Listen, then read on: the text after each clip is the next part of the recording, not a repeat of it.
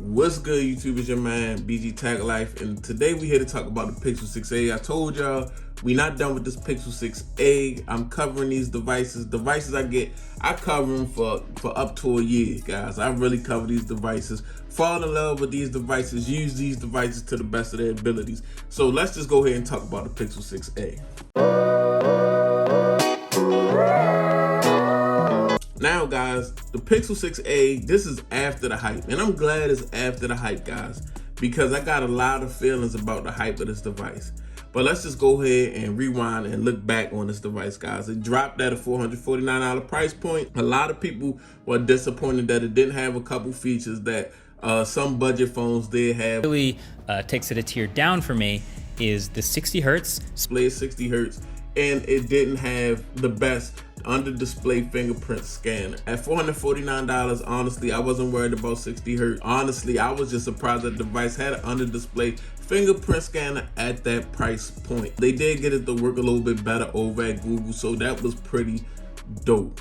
Now, with that being said, a lot of people said, why does the Pixel 6a exist? The Pixel 6 is only $150 more, and you can get it used for the price of the Pixel 6a. Which my rebuttal was, you comparing MSRP of the Pixel 6a to $449 to the price of a used or a Pixel 6 on sale. Now imagine when this device went on sale or you bought it used. Now I've seen this device on sale for as low as $299 from Best Buy with activation. You couldn't do that. You couldn't find a Pixel 6 at that price point. This became a dope little device to me, guys, and I understood exactly what Google was trying to do. They actually focused on the basics of this device, guys. Now, for even at the $449 price point, you got the best processor that Google had to offer, which is amazing, unheard of. Sensor for the cameras that's been on all the Pixels from the Pixel 2 to the Pixel 5. Unheard of it actually being beat right out in a photo competition. Like when you put any Pixel up against phones, the Pixel never just been outright like, okay, this is better. Like it's always just kind of been like personal preference when it comes to photos, because that sensor is tried and true and take amazing photos. And also you can take 4K 60 video out back. Now the front camera was a little weak, just a 1080 8 megapixel camera. You get you a nice little selfie, nice little portrait mode selfie, things of that nature, and you could shoot 1080 at 30 frames per second. But guys, when I tell you that this device is so consistent, just works so well. Yes, it doesn't have 120 hertz, but when it moves at a steady pace. I've done gamed on this phone. I've shot video with this phone. I've taken pictures with this phone and used this phone. The only worry that this phone ever gave me was the thermals, but it seems like on Android 13, the thermals are not as bad. Now I've heard rumors of battery drain after Android 13. I'm not experiencing that either. I think, when we talk about these issues we have with our phones, a lot of us use our phones differently. So you have to be really conscious of how you use your phone and what's going on in the background of your device if you want that optimized experience.